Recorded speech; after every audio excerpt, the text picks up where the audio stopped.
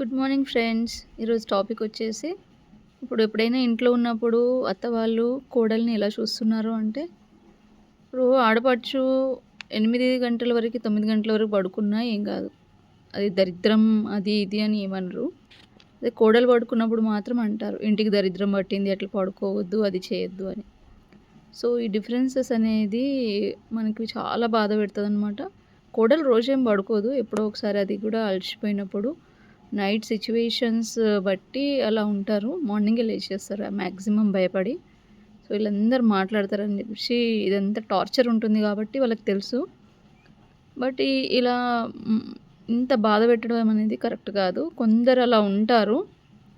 So, ఇప్పుడిప్పుడే అంత changes వస్తుంది కాబట్టి నేను ఆశిస్తున్నాను వాళ్ళు కూడా చేంజ్ అవుతారు అని చెప్పేసి. సో, కోడల్ని కూతురుగా చూసుకుంటే ప్రాబ్లమ్స్ ఏముండవు.